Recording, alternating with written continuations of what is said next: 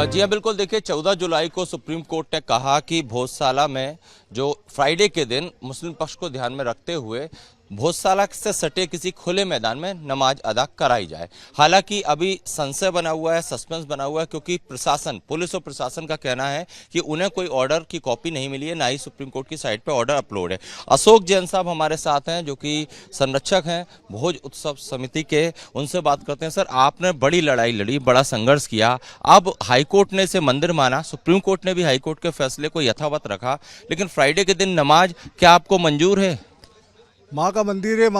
High court का भी जो आदेश था कि हिंदू समाज 365 दिन पूजा अर्चना करेगा, सुप्रीम कोर्ट का भी आदेश है कि 365 दिन हिंदू समाज पूजा अर्चना करेगा।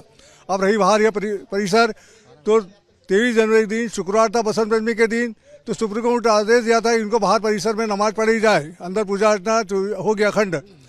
तो यहाँ के शहर काजी ने क्या था कि बाहर नमाज नहीं हो सकती, क्योंकि कब्रिस्तान है और कब्रिस्तान में सिर्फ फातिहा पढ़ा जाता है, इसलिए 300 मीटर के परिसर के बाहर प्रशासन कहीं भी करे। परंतु यहाँ की जो भोजशाला है, ये माँ सरस्वती का मंदिर बना हुआ है, यहाँ इन्हें एक दिन धार महाराज ने अनुमति दी थी नमाज पढ़ने की। उसके बाद इन्होंने जीत करी तो इनको धार में रहमत मस्जिद बना के दे दिए भोजशाला के बदले। जहाँ रहमत मस्जिद है बहुत बड़ी, वहाँ पर नमाज पढ़े, ये जबरदस्ती जीत करते हैं, क्योंकि ये हिंदू समाज का मंदिर है। मंदिर में पूजा अर्चना होती है, नमाज में मस्जिद में नहीं होती है। हम यहाँ हिंदू समाज बरसों से पूजा अर्चना कर रहे हैं, बसंत पंचमी मना रहे हैं, और इन्होंने कभी हमारा विरोध नहीं किया, क्योंकि मालूम है कि मंदिर है। यहाँ हर पिलर कहता है कि मंदिर है, यहाँ हर चीज़ देखेंगे। शिलालेख लिखे हैं जिसमें सरस्वती नमः लिखा, गणेशाय नमः लिखा, और जो गर्भगृह वहाँ कमल चक्र बना हुआ है जो मंदिर में बना रहता है। इस प्रकार से माँ का मंदिर ये भी मानते हैं, और हिंदू समाज हमेशा पूजा अर्चना करती है। हमने कभी इनका विरोध नहीं किया, पर जो लड़ाई थी उस लड़ाई का हमारा 15 अगर प्रशासन को वो ऑर्डर की कॉपी मिल जाती है और ये कहा जाता है कि भोजशाला से सटे किसी खुले मैदान में, चूंकि 3 तरफ से खुला हुआ है, देखिए चारों तरफ कब्रिस्तान है यहाँ पे, और कब्रिस्तान में नमाज होती है तो बात अलग है। कब्रिस्तान में तो खाली फातिहा होता है, क्योंकि अगर आप देखेंगे चारों तरफ दरगाह बनी हुई है, इनके बाप दादा गड़े हुए हैं यहाँ पे, और उसमें अगर इनको नमाज पढ़ना हो तो पढ़े।